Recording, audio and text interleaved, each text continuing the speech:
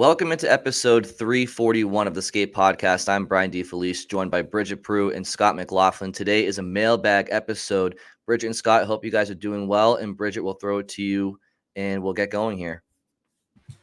We're doing good. We're doing great. It's another hot day at the end of August. I had to turn my fan on again. But yeah, thanks to everyone who sent in their mailbag questions. We got quite a few emails. We got some tweets too. There's one that I wanted to start with first of all, because it kind of picks up where we left off with our last What If Wednesday, which we're going to throw some what ifs into this as well, because we're probably done with What If Wednesday since the season's about to start. So we got a few. We got mailbags. We got what ifs. So this is an email we got from Sam, and they said, "I get why they brought Zadorov in, but I can't say I'm thrilled with the pairings as a result of the move. I thought Lohrei was comfortable and learning a great deal playing with McAvoy and especially Carlo. They were quite vocal guiding him on the ice." And she says that my concern is that I'm not sure that will continue with Peak. I think Peak's a great fit in a third pairing, but I don't see him teaching that role to Mason Lohrei. So, guys, question comes down to basically just the new look of the pairings. Do you think that it's going to affectLohrei's development?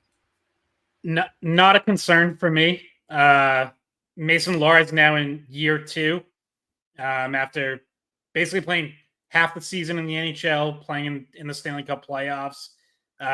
He doesn't need his handheld anymore. So you should be able to put him with anyone, and he's going to learn and grow no matter what. Like that's now, yes, there's a benefit to playing with a team leader like a McAvoy or Carlo. We saw that with both McAvoy and Carlo early in their careers when they both started with Chara. But they didn't play with Chara forever. So, at some point, like young player's gonna move around. So, and by the way, D pairing's not set in stone. Like they may very well. I think what Sam's probably getting at in terms of what the pairings look like is the thinking that it's going to be Zadorov, McAvoy, Lindholm, Carlo, Lohrei, Peak. I also think that's probably how it's going to start, but that doesn't mean it even stays that way until opening night. Like they might change it up during camp, probably especially during preseason games. You'll see guys play with different people, so there'll be some moving around, and that's actually one of the things I really like about this D core is that I think if you set that right side in stone of McAvoy on the top pair, Carlos second pair, Peak third pair, I actually think all those left shots, and you can throw Parker Wotherspoon in there as well, fit with like really any of those guys. Like there's so many different things you can do, and I really like that versatility now of the D core. And Lohrei's part of that. Like to his credit, I think he can probably fit with anyone. Yeah, and think about how many times Lindholm McAvoy was the solid like D pair, shutdown D pair that was in the playoffs. For one, was leaned on a lot in that Toronto series. And it's like I wouldn't be surprised at all if it was Lindholm McAvoy ends up being the top pair for a chunk of the season. And then you have Lohrei with Carlo again, which I think is, that's a good spot for him. And then Zadorov on your third pair with Peak wouldn't be surprising. And like you said, Scott, like that, it's really nice that they have all those guys on the left side that can just kind of jump around and have played with everyone. I don't know how much Lohrei has played with Peak yet, just because Peak came in after the trade deadline and Lohrei was out of the lineup for a little bit and Peak was out of the lineup for a little bit. So, but there's time for them to build chemistry, and that it's going to get shuffled. It's going to be shuffled on like a matchup basis too. Like, if you need that Lindholm McAvoy pair to go in there, you're gonna go to that to start, and you're gonna be able to move things around. And obviously, the better Lohrei plays, the more of a case he makes for himself to play higher and get more minutes with guys like McAvoy and Carlo. Yeah, I also think it's just dependent on who you're playing against. Is it a playoff series? Are you playing against a team that's more of a rugged style where you want Zadorov to be alongside McAvoy? Do you want Lindholm, Lohrei with McAvoy, or what? There's just I wouldn't get too worried about being concerned if Zadorov isn't your ideal top pairing guy, just because at the expense of Lohrei, for example, just because there's going to be different reasons throughout the year why guys play with different partners, and a lot of it's matchup dependent. So I just wouldn't get too worked up over it one way or the other. Yeah, matchups and game situation too. Like if the Bruins are trailing and need a goal, you're going to see a lot more Lohrei McAvoy than Zadorov McAvoy. Like, as Pierre told us last week, like Zadorov is a bit limited offensively. He put up a couple goals in the playoffs, and he does have a good shot, and it's not like he's a zero offensively, but we know Lohrei brings more offensively, so they'll load that up when they're chasing a game. Whereas if you're protecting a lead, it's probably gonna be more Zadorov McAvoy.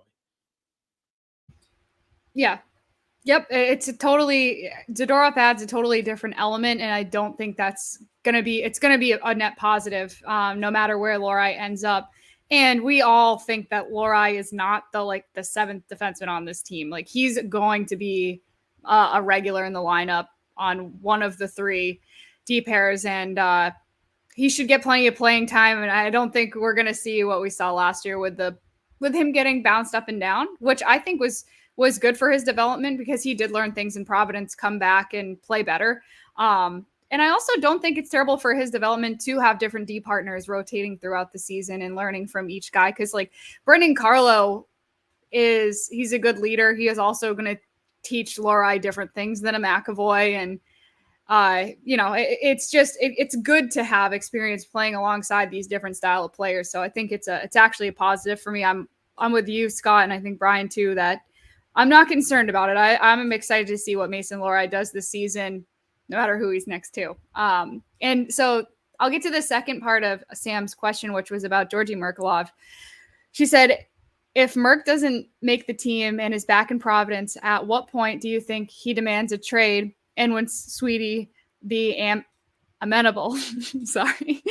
I just don't see him having a future with the Bruins, but they might be able to get something for him in a trade, and it might be good for both parties if that happens. So, guys, I think we've talked about Merkulov not too much this offseason, but he had a decent camp last year, and there are openings on this roster once again for him to crack into. But do you think that he would give up on Boston if he doesn't make the team this year out of camp, or maybe at some point before the trade deadline wants to be part of a deal that moves?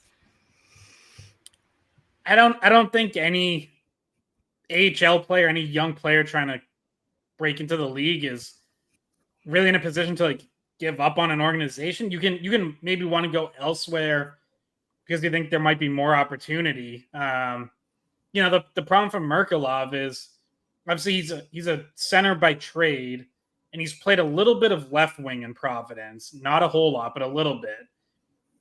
The Bruins opening is on right wing, and I don't think he's ever played his off wing. It's not to say he can't do it or they won't give him a look there in camp.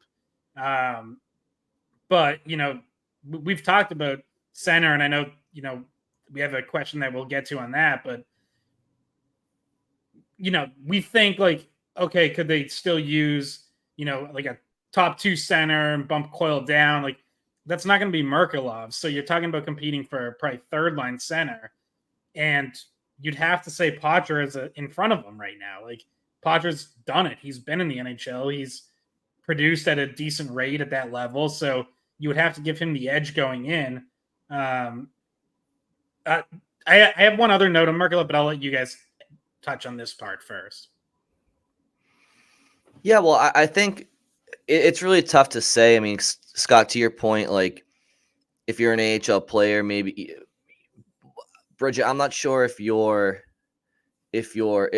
question is alluding to, and maybe it said it in it, going outside the NHL, going overseas or something like that, playing in Europe. I mean, that because that's a likely possibility.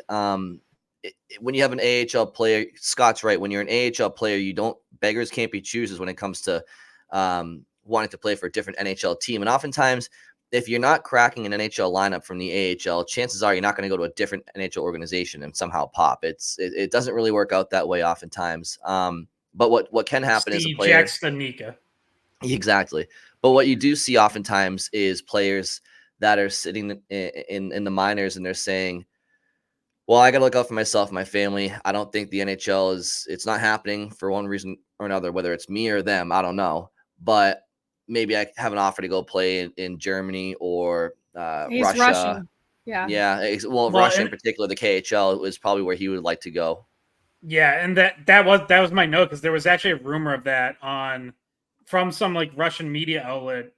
This was probably like a week or two ago, that said that again, like you can get really lost in translation literally, but it said either like they had agreed with Merkulov or were ready to sign him if he left the Bruins organization or something.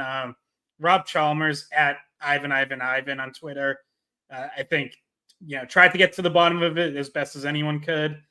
And there didn't really seem to be anything there. As far as we all know, Merkulov is going to be in camp next week and is still a member of the Bruins organization.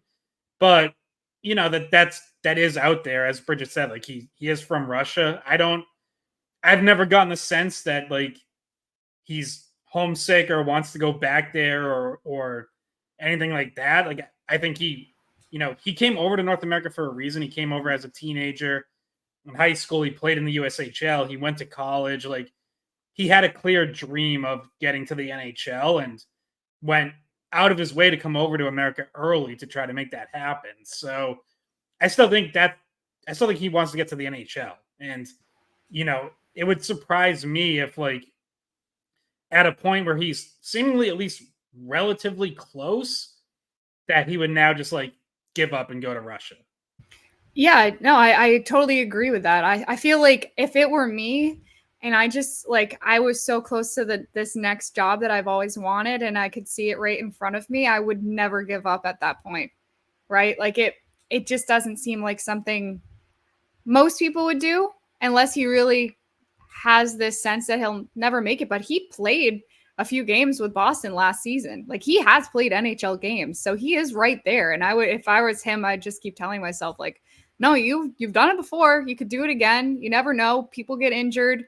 You get rewarded. Remember last season, he was playing so well in Providence. It was like, okay, Mouginel tells Sweeney and Montgomery, hey, let's reward this kid. He's playing well. Like you keep doing that, you're going to get chances. And with one of them, if you're able to take it and run with it for one reason or another, the job's open or you steal it, you're right there, right where you want to be. So I feel like he's not willing to give up on his dream to be in the NHL yet. I also don't think he's willing to give up with the Bruins. From what I understand, he's seems to be a good fit in Providence as it is, and is valued enough by Boston that he gets looks. So I personally think he sticks around. And also Razor said this to us before when he was on. There's plenty of guys in the AHL that, that's just kind of their ceiling, but they still do it, right? Like everyone wants to be in the NHL, but the AHL isn't that terrible either. Like he's getting paid decently. I have no idea what they pay in the KHL. Well, but if this is where he wants to be, he'd probably get more, I would think. Yeah, see that part I just I'm not very aware of. But to answer the question, like if the basis of Sam's question is like she wants Merkulov to stick around and be a Bruin, I feel like we still got him for around here for at least another year and reevaluate after that. Well, and yes, and so to the question, that's an adequate way to answer it. I would just add to this conversation. Playing for the Boston Bruins, like when you grow up in this area, or you grew up in North America in particular, you grow up in a region and you become a major fan of that team. And if you're a hockey player, you'd like to play for them someday. But for a lot of these Scandinavian players and Russian players, they don't really have this like allegiance to the Boston Bruins, despite putting on the spoke to be like, they want to play in the NHL because it's the best league in the world. And the Bruins just happen to be his avenue to doing that right now. But if that dream or that realization doesn't seem to be realistic for him anymore, he wouldn't be like, he would take the money and he would go back home to Russia, because there's no like, oh, I really want to play for the Bruins. It's no, he wants to make money at hockey. And yes, play in the best league in the world, which is the NHL. But if that doesn't happen, that's why these players just kind of move on. But this is why I'm so fascinated for this year's training camp, because you have Merkulov, who has led the Bruins, the Providence Bruins, in scoring over the last 2 years. You know who's led the Providence Bruins in scoring? Their second leading scorer over the last 2 years? Lysell. And everybody's clamoring for him to be like the main young option. And I understand why. But again, Merkulov's only like 2 years older than him. And I'm just saying there's an opportunity here. So I thought that last year, Merkulov's call up wasn't sufficient enough opportunity wise to kind of see what he can do. I just want to see a little bit more of him, and he'll get that chance in training camp. So that's why training camp is going to be so fun, because these guys are all going to have that competition against each other. Yeah, it's true. And I feel like last year, unfortunately for him and Lysell, Brazeau just kind of came and was like, hey, I'm here. You know, like there were some guys that came up during the regular season that it was like, okay, no, Brazeau really does fit. But you also, at the draft this year, you end up trading away Jacob Lauko. You know, like there's, and you know, and you add guys in as well with that trade for Ullmark. You add some other fourth line guys like Kastelik, but there's no guaranteed spots in that fourth line at least. And then there's also probably at least one hole in the middle six that you have a chance to go for. So the fourth line, like if you're a fourth liner, you're never safe. And if you're in Providence, you're always like, okay, I can maybe take a spot from one of these guys. So I'm excited for training camp as well. Scott's going to have to carry me to the locker room, but because my knee's going to be all messed up, but we'll get it done. We'll get it done. I'm going to go to the next email that we got from Kim, who asked about captain's practice. She said, can you explain exactly what captain's practice is and what the purpose is? I assume it's run by Marchand, but who can attend? Anyone from last year's team? Would the new signings and players from Providence need to be invited to? So to start out with, captain's practice is starting next week, right? It's starting next. Yep. First captain's practice is next week. So, Scott, why don't you start out with this, and I'm going to add a little bit to it. Yeah. So yes, it is usually run by Marchand, or it could be other captains, could be McAvoy and Pasternak, or just other team leaders. Like there was at least 1 year where like Bergeron wasn't there for the start of it, and it's not a big deal. Like guys kind of roll into these just whenever they're getting back in town. It's not mandatory to be there right away or to even be at any of them. But the purpose they serve. So I'll answer both parts. So yes, basically anyone in the organization is invited, can go. So that includes prospects, AHLers, new signings. Sometimes you'll even see guys who aren't in the organization who might just be around the area. Like I think last year there was like at least one BU player who stopped by. Got, camp invites might come in. Like what, just kind of whoever's around. They're like really informal. There aren't a ton of rules around them. But the purpose is for guys who go, just to get up to speed ahead of training camp. Like back in the day, it used to be get in shape for the start of training camp. That's not as much of an issue now because guys are working out and skating all summer, and like no one's really coming in September not in shape anymore. That's not really a thing. But just to kind of get everyone like onto a level playing field, and it's kind of make sure like no one's left behind, no one's coming in like, oh crap, geez, maybe my summer workout regimen wasn't as good as other guys, or maybe my legs aren't under me like other guys. It just gets everyone kind of to like a baseline for the start of camp, so you can kind of hit the ground running. Yeah, you're checking in. You're seeing guys that you haven't seen maybe in a few months, or maybe you saw them at someone's wedding. Who knows? They hang out together in the summer too. But yeah, it's super informal. And there's not really like a necessarily even a structure to it. I feel like it's a lot of scrimmages, but for the most part, it's not. I mean, there's not a whole lot of structure. Guys just want to play, so they just want to. What, Scott? I said there's probably more structure now than there used to be. Like they will usually have like a skating coach out there, and like there will be some real drills and stuff like that. Yeah.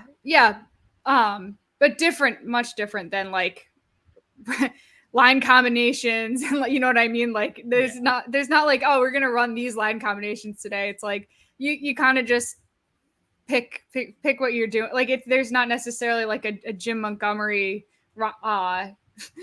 influence on where are we going to play these guys, because a lot of times, like you said, like there's guys from Providence, they can be college guys that haven't, they're not going to be playing this year with the team. So it's a fun way to get back into it. And I did want to say that even though it's not captain's practice yet this week, I heard from someone at BC this morning that a lot of the Bruins are down there just getting some work done at Boston College. And I know Swayman's there, McAvoy's there, Coyle and Scotty's cousin, Mark McLaughlin, down there. And also Will Smith, who went to BC last year, but who declared for the NHL, and he's going to be playing with San Jose this season. So, it's a random workout, but it's nice to see that those guys are all together and getting things done. And you always got to have a goalie, right? So they needed Swayman there, but it's funny when I hear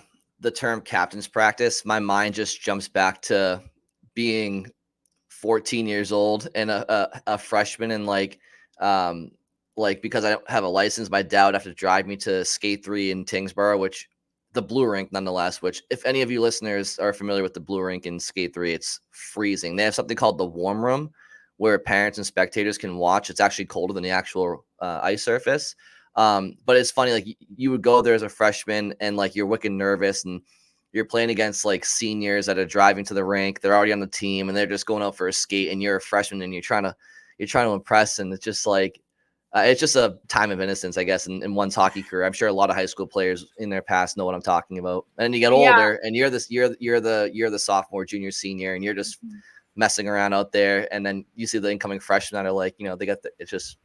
I hated captain's practice. Captain's practice, like there's like a pit in my stomach, just the term, because like I hated being like a freshman doing it. I also hated running it when I was a senior. I just hated it. I was like, guys, what do we need to do this week? I'll see you guys next week when we start actual camp. Well, and like as the freshman, it's like you want to impress, but you don't want to be a hardo. Like you don't want to go too hard where everyone's like, who's this jackwagon like going 110%? Like, yeah, it's a weird social environment, is what it is. Brian, you're muted, bro.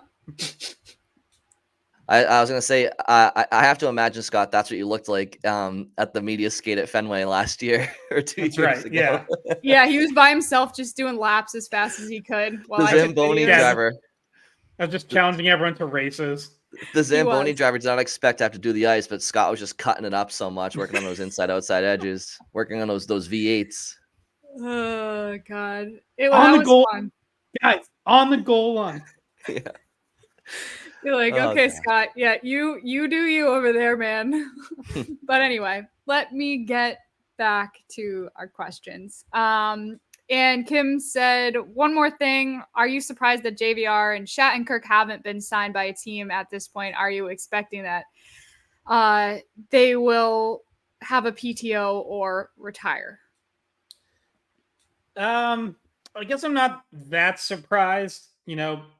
Older, not too many teams are looking for older players, right? Like everyone wants to find the younger guy or someone who still has some upside. Like the Bruins looking at, a Max Jones or, someone like that. Like, so I'm not that surprised. I think at this point it is probably more likely that they get a PTO than an actual contract.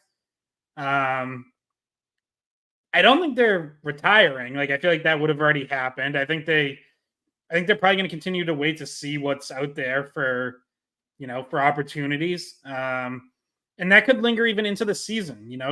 Some team somewhere finds himself in need of a winger or defenseman, first month of the season, injury or whatever. Like, you reach out to a steady veteran who can at least just plug a hole and stop some bleeding. So I don't think they're going to retire, but I could see one or both ending up on a PTO somewhere. And look, we've heard about the Bruins being linked to other PTO candidates. I still wouldn't totally rule that out for them either. Yeah, it's interesting because I think that for Shattenkirk, at least, it'd be an uphill battle to crack the lineup now, just because of what the decor looks like. You add Zadorov, and Lohrei is here at the party this year, and Wotherspoon has probably got that 7th spot locked up. But if you think about it, like, Shattenkirk did play an important role at different times in the season. And I don't think he looked gassed. Did you guys think he looked like, on his way out? Like, I feel like he still had energy and he had something left in the tank. But the problem is he probably isn't going to find a home in Boston. So just because the decor is as solid as it is. And then JVR, what would you think? Do you think that they would consider bringing JVR back? They do have a hole at wing. He is a veteran winger, but I think that they kind of saw as much as they wanted to see with JVR last season, because you could see his usage just being limited as time went on. Yeah, I think we saw last year that JVR is not a top 6 player at this stage in his career. Is Blake Wheeler? I think the jury's probably out on that still, but it's possible. And I think Wheeler just has a more explosive skating style than JVR that could fit better with a team that's not trying to get slower. I'm not saying I only bring up Wheeler's name because we talked about him as a PTO recently, and they're kind of in the same category. So, if you're talking, like, JVR started last year, it was, if you guys remember, it was the lines out of training camp were Zacha centering Pasternak and JVR. That didn't work out, I don't think, past Halloween. So it's just, for what this Bruins team is looking for, what they need, I just don't think they need a guy. Last year, they needed guys, right? They needed NHL caliber guys that could give them a respectable season, surround their core that lost a bunch of players. They don't need that this year. So therefore, I just don't see him being an option. I do see Wheeler because, like, I think he has more upside at this point in his veteran career than JVR, and I think his attributes give him, just a little bit more what the Bruins would be looking for if he were to work out. Yeah, and part of why you brought those guys in last year too was to be a supporting cast in terms of veteran leaders, and maybe now a year later you feel better about Marchand as captain. You feel better about McAvoy and Pasternak as alternates.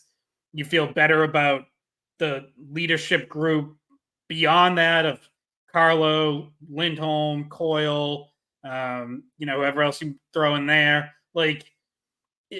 So there's, to Brian's point, like, there's less of a need for that kind of player.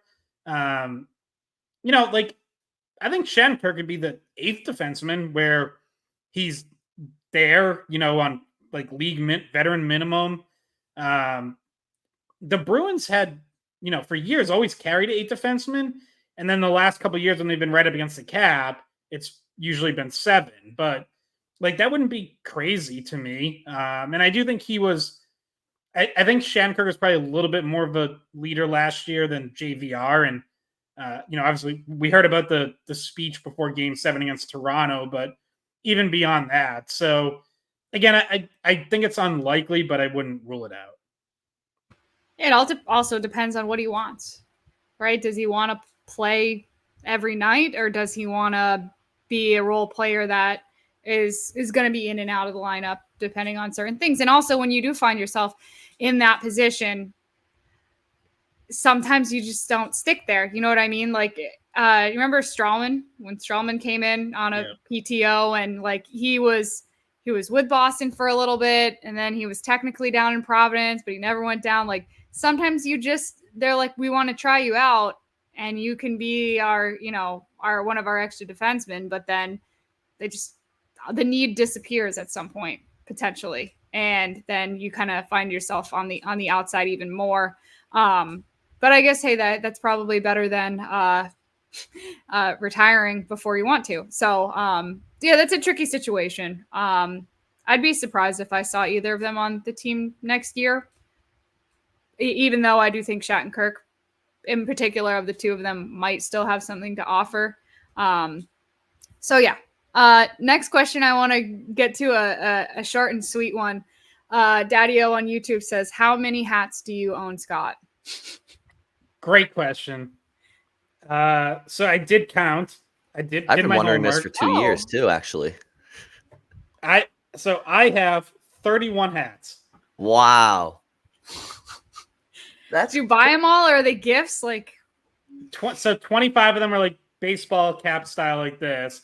5 beanies and 1 scally cap. You're counting you're counting the beanies too. Time out. Scott, do you have the scally cap nearby? No, it's downstairs. Do you have any of the other ones? I have a Beanpot beanie next to me. Would you mind putting a beanie on for the rest of the episode? It's very hot, so I don't know like how long I can put. Oh, I've seen him wear this before. Oh, that one, yeah. Maybe it's in a winter episode. I think I was thinking of something different. No, but Scott, the fact that I haven't seen you wear a scally cap in the I have a picture. I've known you. I have a picture of me wearing a leprechaun top hat and Scott wearing the scally cap because we had a Sunday skate that was the same day as St. Patrick's Day, and he came in with the. It doesn't really fit. It was a free Bruins one from a St. Patrick's Day game, and it's a little too small for my big head. No comment. All right. All right. So, next question. Now that we got you look that great, really... by the way, Scott. You look really good. Now that we got that really much improved. That was important. on a 90-degree August day. Yeah. I'm just gonna be sweating bullets the rest of the episode, but anything for the pod. All right. Next one. Mike. I believe we got this on Twitter. He says, "Hey guys, thoughts on the center position for the season? Who will be the 4 main centers for the team? Lindholm and Coyle seem like they have the top 2 positions locked up. Who takes the last 2?" So this reminds me, and Scott, I kind of want to throw it to you, but this reminds me of something Bridget talked about a month ago, which is, and I had the same thought the other day, which is, should the Bruins go Lindholm, Coyle, Zacha up the middle, give themselves a really solid 1-2-3 punch like they kind of had? I'm not saying these players are the same as the other guys, but like, when you had Bergeron, Krejci, Coyle, you had a very, very deep center ice depth. Could that be an option? I don't think it's something that they'll do right away. I don't think they want to sacrifice that top 6 talent in Zacha by putting him on a third line. But ever since Bridget mentioned that, I've been thinking about it as well. Why are you smirking over there? And now Scott cannot. He's not smirking. The beanie's pulling his face up. Yeah. But so and Brian, Scott, what do you? Yeah. You got me thinking about that, Bridget, and I kind of want to throw it to you guys because my answer is still, I'd rather Zacha start on the wing in the top 6. I mean, but it's definitely an option. It also had me thinking about this again when I talked to Zacha the other day at the Jimmy Fund, and just like it for some reason I have this gut feeling that he ends up playing center, and I know like it's counterintuitive because they have holes at wing, right? And we're like, we need to figure out the Bruins like we need to figure out who we're going to play at wing. So you have this guy that can do both. Why play him at center? Well, exactly what Brian said. Like you could have a really, really solid center position, which they haven't had in a while if you do line those guys up at 1, 2, 3. But the problem is, are you now watering down your winger talent that goes alongside, right? So if you go Lindholm with Pasternak, right? And you put Marchand to the left of them instead of Zacha. That's probably a great line. But then what do you have in your middle six for wingers, right? Like, would you want Marchand to stay with Coyle, Lindholm to stay with Pasta, and then have to figure out what to do on those wings that are still open? There's a lot of different combinations that you would have to try because there's not like an obvious 3 lines if you break it up where the centers are Lindholm, Zacha, and Coyle. And it's just not super straightforward. But I could see it happening, and things playing out that way, especially if for whatever reason the chemistry somehow with Lindholm and Zacha, maybe they're too similar of players, and they don't necessarily need both of them on that line, and you want to bring a different dynamic because maybe you bring a North American guy to play with the 2 European guys on that line to give it a little. I don't know. I could see a situation where Zacha isn't on that line, and potentially because they want him to play center still. I think they want him to play wing. I think he's gonna play wing. I think the setup of this roster necessitates him playing wing. So I'm not saying like he won't play center at all this year, but I think he's definitely starting at left wing, and I expect him to stay there. So I see it lining up as Lindholm on the top line, Coyle in the 2-hole. I think Potter is going to win the third line center. Is that what we're calling it? The 2-hole? Yeah. It's a baseball reference. Yeah, exactly. Well, that's not that unusual. I got it, It's Scott. not necessarily a hockey term, but sure. I follow you, Scott. You're good. You're good. Matt Potter, I think, wins the third line center job, which if he doesn't for some reason, like I'm also fine with Morgan Geekie there. I think he's a perfectly fine third line center. And then fourth line, I think realistically it's going to kind of be split between Johnny Beecher and Mark Kastelik. I think that Don Sweeney kind of even said that, like, depending on which side of the ice the faceoff's on, that guy will take the faceoff. So I don't know which one of them actually then plays center during play and which one's on the wing, but I think you'll kind of see them share duties, and I guess maybe I'd say edge to Beecher at center to start, Kastelik on the wing, but that could very easily flip. And by the way, Trent Frederick also can play center, maybe on the third line. But we've also talked about him being an option to move up the lineup as a winger. So that's when we say once again, training camp should be interesting, because I actually would really like to see Zacha get reps at wing and center during training camp. Like, I think if you just give him wing reps and I don't think that will happen. I don't think that should happen. I think he has to be ready at any point in the season to go back to center. Yeah, I mean, you're right. Like, he probably will get center reps at some point in camp, but I also think like he can get ready.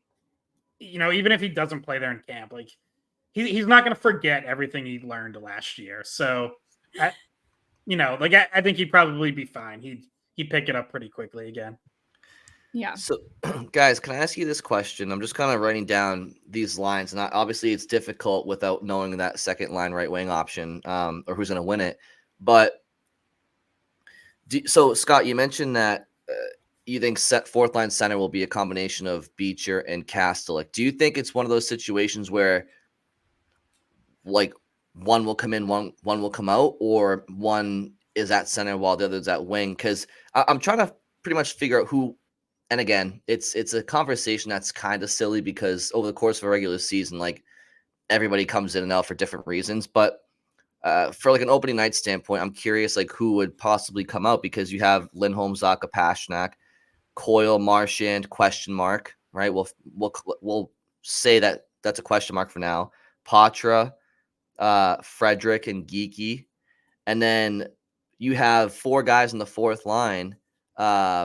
Between Beecher, Kastelik, Brazeau, and Max Jones, who I know if Bruins fans aren't familiar with Max Jones, but I don't see Max Jones being I think he might be like a more of a regular in the lineup than an extra forward. So, Yeah, I'm curious what you guys think about who with a full lineup up front would be that first man out. Do you think would it be Kastelik maybe? Yeah, I think it's going to be a really fascinating battle, like how all of this works out. Because you're right, if someone like Fabian Lysell comes in and does win a job on the right side, then yeah, you absolutely have I think a really good competition for that opening night fourth line with someone getting left out that I like. I like all of those fourth line options. And the reality is there'll probably be some rotation because they're not going to want any of them to get cold. But there's also the possibility that, Lysell or Merkulov doesn't win a job.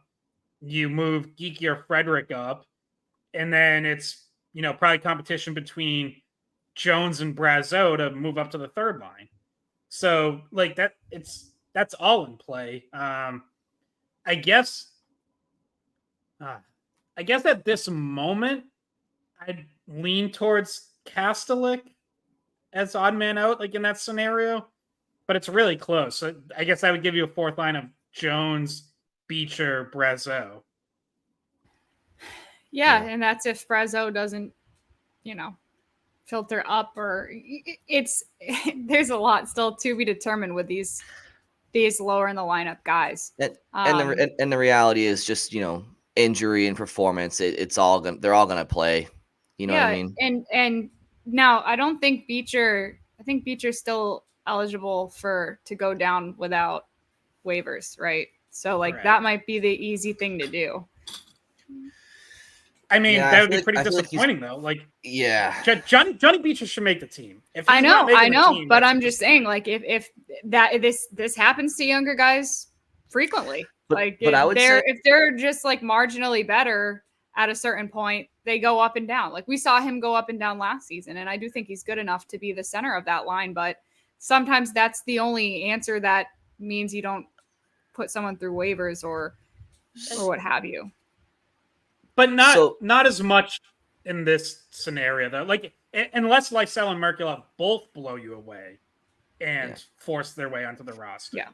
So, I mean, Bridget, your point stands, and so just separate from that, I would say if Beecher ever did go down to Providence, he, in my opinion, I mean, guys play in Providence if they come back from injury, but if we're talking from a developmental standpoint, he's so far beyond Providence. Yeah. If he's playing in Providence, I think he's at the point where it's regressing his development than it is progressing it. So if that was ever the case, to Scott's point, disappointing would be the word. But yeah, we all agree there. By the way, while we're here, and Bridgie might have been getting to this next anyways, but AJ on YouTube brought up someone else that we've barely talked about, other people have barely talked about. He said, he or she, I guess, said, speaking of size, why is nobody talking about Riley Tufte, who was another free agent the Bruins signed? Is big, 6'6". He's a big boy. He's had some fights in the AHL, so it's some physicality, willingness to drop the gloves. Another former first round pick in 2016. He's a little older. Like, he hasn't panned out the way you'd expect a player picked in the first round. I think he's 26 now. But Don Sweeney, when they signed him, noted that his production has gone up each of the last 2 years in Providence, where I think he went from 20 points to, I think, 35 and then 45 this past year. So, yeah, he'll have a chance. Like, he'll be in the conversation, and I don't think he's going to make the opening night roster, but he can put himself in a position to be one of those, first guys called up, because we know guys are going to have to get called up from Providence during the year. There's going to be injuries. So, yeah, he has the name worth mentioning, even though I think he's probably a little bit of a long shot to make the opening night roster. I will say he scored his first career goal against the Minnesota Wild as a member of the Dallas Stars, and he's from Minnesota, correct? And I think it was in his first or second NHL career game. Yeah. If you watch that clip, you can just YouTube it, you can see that his size and the length of his strides, he covers a lot of ice, and he is a big boy. And sometimes you have late bloomers even at the pro level. And to the comment, like, nobody's talking about him. I mean, I've definitely made note of him this summer. I just think that I don't see him being a 12, one of the top 12 forwards out of camp. He could surprise. If he's not, I do think we'll probably see him at some point in Boston on assignment, and he'll have to make the most of his opportunity. And I guess we'll just have to find out from there.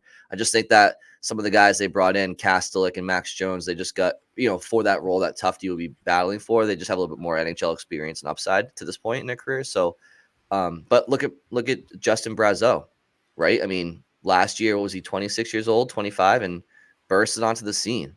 So you do just never know, and it's something to keep an eye on. Again, another reason why training camp is going to be so interesting, because we talk about these lineup projections, but at the end of the day, these players, they're going to dictate that, and we haven't seen them have the chance to fight for it because training camp is still a few weeks away. But when training camp starts, all eyes will be on all of these players battling for spots.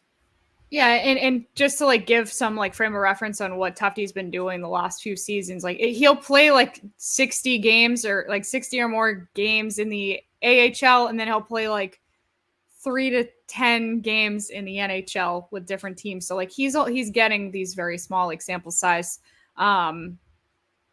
shifts or stints in the NHL with Dallas, and then most recently with the Avs. So and then when I look at the ice time that he's had in those seasons, it's like average time on ice, like between like 7 and 11 minutes. So that's maybe more what we can expect from him, to be up for 5 to 10 games, maybe.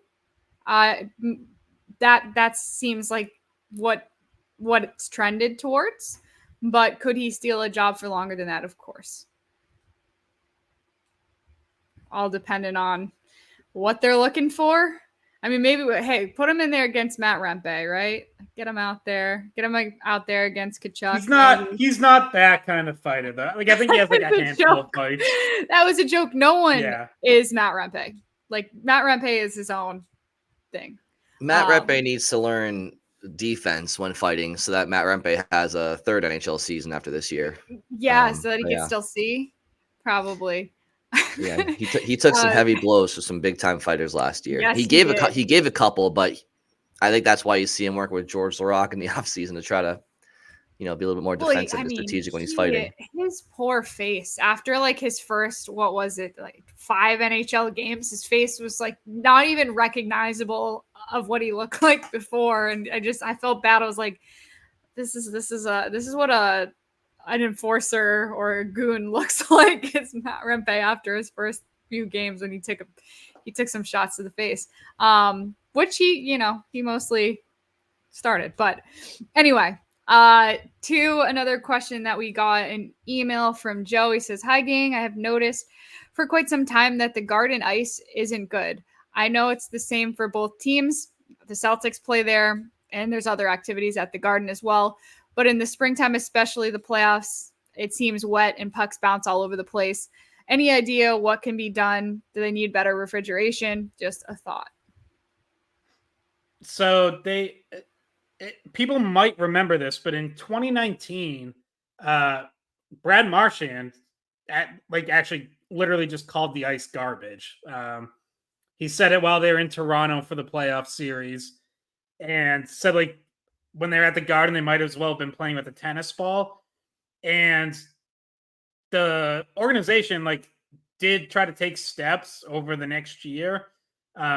Specifically, they just lowered the temperature in the building, and they think that's helped. It's colder in the Garden now than it was at the time. They also think that all the renovations and construction projects now being done, they think helps. But we have still seen some bad ice at the Garden at times. And Yeah, I would Some say some this of that is this postseason. I think I noticed it a few times. yeah, and some of that is like that just kind of happens at arenas where you have so much changeover between hockey and basketball. Like it's tough to keep really good ice in an arena with that much changeover. So I don't have a good answer to this. I don't know what the solution is. I don't think any of these renovations in the last few years included a new refrigeration system. So I don't know when the last time they put that in. So I guess maybe that could be in the plans. And, I admit ignorance. Like, I don't know what the cost of that is or how time consuming it is. I think you have to shut the building down for like a decent stretch of time to do something that major, but I have no idea if that's in the plans at any point or not. Just don't do what Yale does and leave the entire rink set to Arctic blast and freeze everyone that's there. Because that's the coldest rink I've ever worked at, and it is miserable to be in for the entirety of a hockey game. And then plus, normally I get there 3 hours before, so I was always freezing cold. So don't, whatever Yale's doing, it's cold. It's cold. The ice is fine. There's got to be a happy medium, because that is a uncomfortable environment to be in as a fan. So you got to think they have the technology though to fix the ice, and it's not like, it's the Bruins, like that. It has to be the ice has to be serviceable. And we talked when we talked to Razor about some of the weird bounces off the boards too. Like, I get TD Garden is also known for being one of those rinks where pucks just come off boards at weird directions and like unreliable bounces, I guess. So there's definitely some quirks to the ice and the boards at TD Garden. Did you guys see the report on I don't know if it's a report or a tweet. I don't know what's a report or what's a tweet or what's a take these days, but somebody said like the NHL like will be looking into like fast ice technology that's used over in like Europe somewhere. Did you guys come across this article yesterday, the day before? All right, well, we shouldn't spend too much time right now. I shouldn't have just brought it up like that, but it just got me thinking. It's like fast ice technology. What does it even? I mean, I don't know. I don't know. I mean, if you're a fast skater, you're a fast skater. Strips on the ice. I don't know if you see. I don't know if Char is turning into McDavid because they got technology. I mean, in all seriousness, I think it would be to like, increase the speed of the game. I mean, I think the NHL is plenty faster now. In fact, I don't think you want the game getting faster because it's tough for fans on TV and in person to even track the puck as it is. The game, everything happens so quick. How about for the broadcaster over here? Yeah. Well, there you go. So you know more than anybody. I just don't think sometimes I feel like there's a problem in society where everybody's trying to always make things, bigger, better, faster. It's like just I just don't. Why would you try to make the game faster? It's already have you seen Connor McDavid skate? Does it need to be faster? Not for nothing. Sometimes when things are played faster, especially in hockey, like collisions happen faster and it's not safe. Like there is a certain danger to playing with an ice that's like, I don't know what the hell fast ice is or whatever you just said, but collisions into the boards happening faster is not a good thing. Down is what I'm hearing.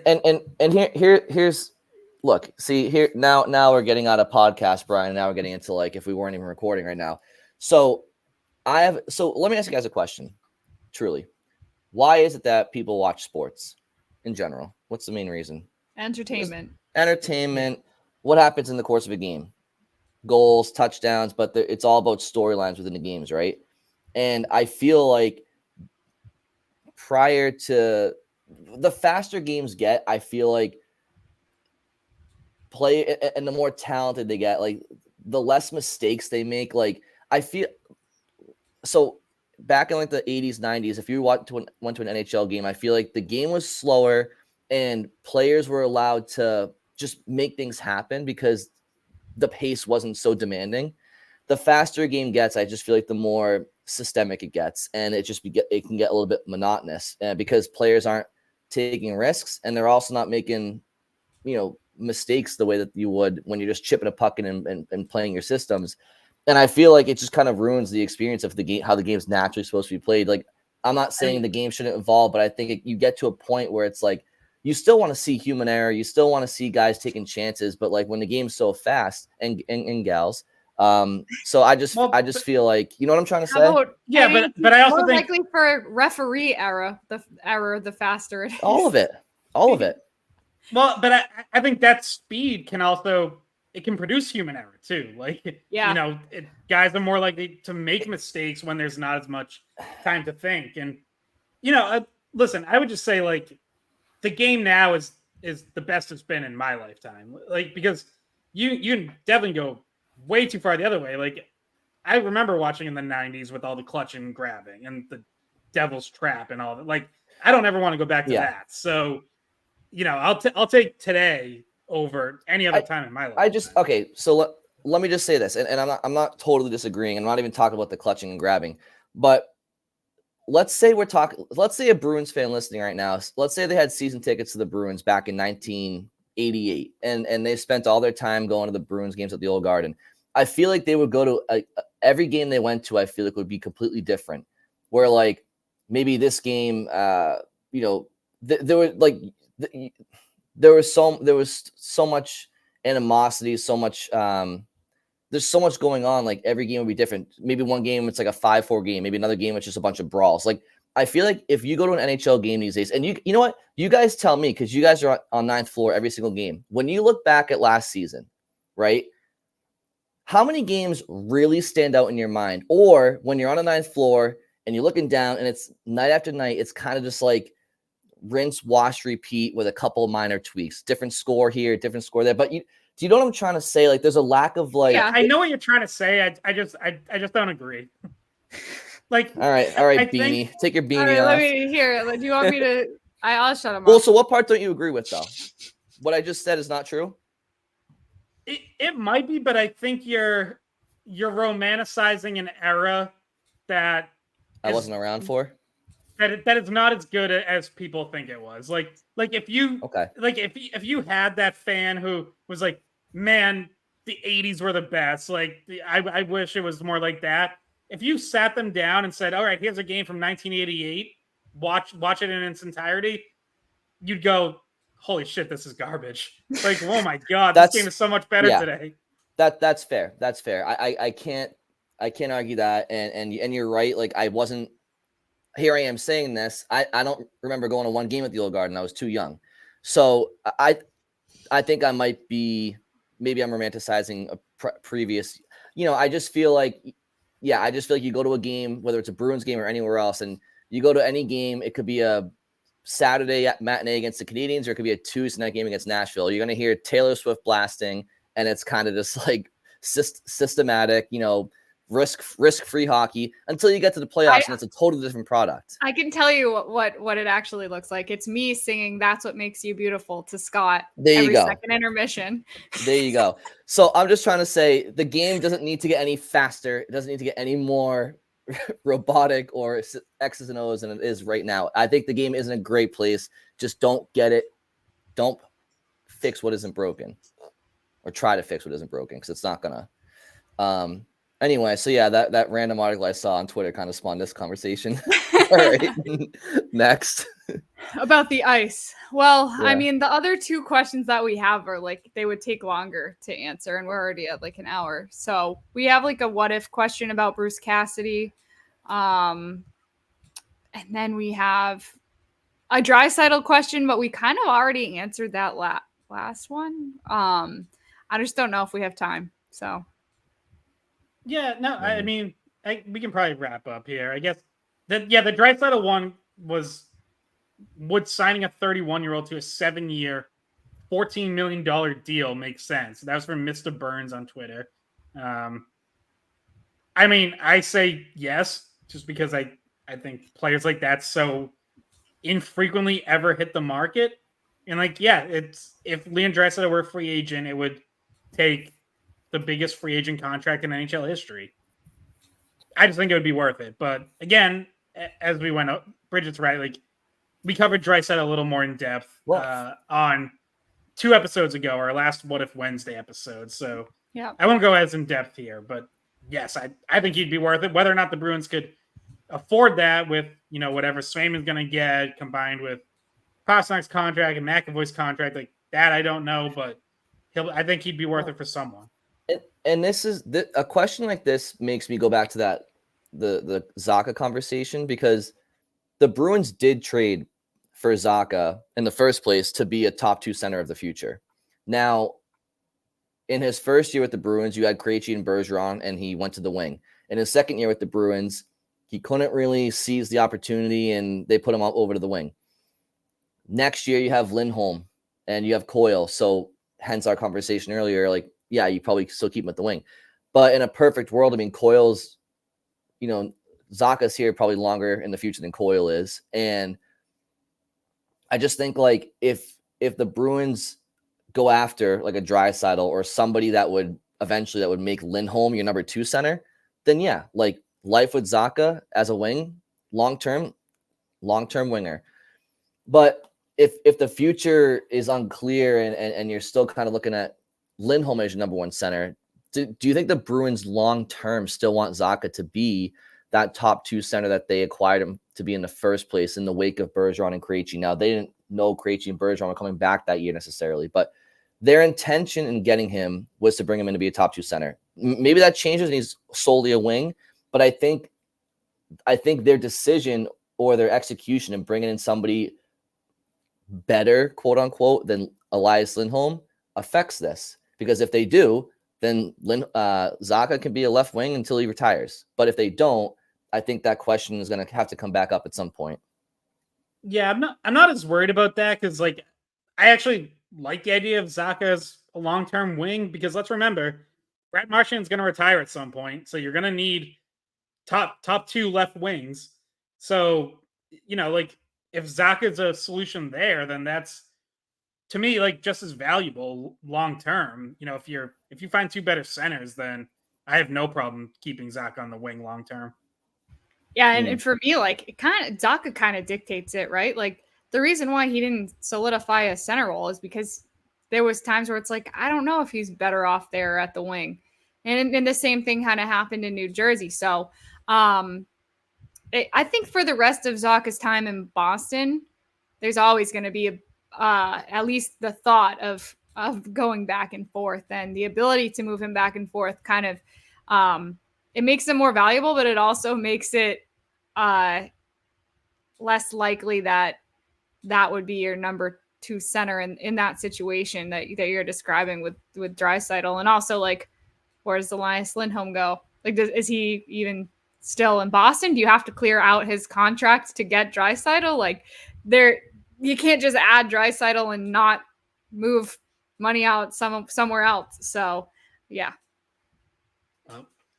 Lindholm has a full no trade, so he has a full no trade. That's true, but you can still agree to a trade. You can still waive it. Probably unlikely, but you still can. Another intangible here, and I'm not saying to the ceiling of Leon Draisaitl, of course, but the ceiling on Matt Patra is yet to be determined too, as far as can he be a top 2 center, and I think that'll be interesting to follow as well next year and years to come. So, I mean, he could be a top 2 center. Scott, in your situation where Zacha ends up being a long-term left winger, I mean, maybe Patra is that. Maybe Patra is that top 2 center that the Bruins are hoping to get in Zacha, and whatever. But all right, any final thoughts, guys, before we depart? You guys have anything you want to say to me? Anything at all before we go? Did you get a haircut? No. Looks good. Oh, okay. No. You guys don't know. You don't know. I mean, nothing positive. So. Is it nothing positive? Happy birthday? Yes, there you go. You got it. I figured it had to be something like that. Nailed it. Okay. If I was wrong in saying happy birthday, at least it was something nice. Happy birthday, Bridget. Yeah. Where Rio? See, I didn't know because I didn't get invited to your birthday party. So I'm gonna be in New York. Do you want to come? No. Heading to the went through Finger New York Lakes. on a train last week. No, I'm going to the Finger Lakes, not New York City. Like upstate, like going on the Finger Lakes wine trail. So that's what I'll be doing for my birthday. Is it the big 3-0? Brian, I'm not telling you. I'm not telling anyone what it is. Okay. Well, then we're gonna 22. say 40 then. Happy 40th birthday then to Bridget. Thank you. No, happy birthday in all sincerity. That's never cool. ask. Thank Never you guys. ask. Thank That's you. right, that's I'll right. bring you guys back. I'm going to Fiden's, Scott. If you know Fiden's Brewery. Oh yeah. Bring me beer. You want some beer? I'll bring you some back, Brian. Celebrate your birthday by buying me beer. Yeah, exactly. Venmo me a birthday present. Maybe I'll bring you back something. Yeah, that'll be fun. I wish we started the podcast off with that, Bridget. Yeah. It's okay. It's okay. We don't need to advertise it. We got one of the responses to our call for mailbag questions was someone who complained that we talk too much about non-hockey stuff. So that guy is so pissed right now. Yeah, screw you and your birthday, Bridget. It's better be just about hockey. But anyway, all right, yeah. I'm gonna enjoy my weekend. Happy Labor Day to everyone. Enjoy the holiday weekend. Still not as important as celebrating Bridget's birthday, so just remember that. Have a nice craft IPA for me, everybody out there. Well, hey, look, we have hockey soon too. The rookie camp is not rookie camp. The rookie hockey tournament, isn't that like September 10th or something like that? Yeah. So like 13th, 14th, somewhere in there. Captain's practices next week. So. Yeah, around the corner. We're getting going. So to the guy who doesn't like the non-hockey talk, there'll be nothing but, for the most part. Well, I can't promise, but we'll see. I can't promise that at some point next week I don't complain about my ACL surgery though. So there could be some of that. Yeah, Bridget has a big surgery coming up. Yes. Wow. Unreal. Yeah. All right, Bridget. Happy birthday to you, Scott, and your beanie. Have a wonderful rest of your Wednesday. I'm about to pass out. Yeah. Well, we're posting this Thursday, so. Yeah. Thank you all for listening, and we'll talk to you very soon. Hey guys, thanks for watching the Skate Podcast. If you want to see more of our videos, visit our playlist. Not in front of a screen? You can listen to us on Spotify, Apple Podcasts, or wherever you get your podcasts. Don't forget to follow us on social media. And if you enjoyed this video, please don't forget to give us a thumbs up, subscribe to our channel, and leave a comment.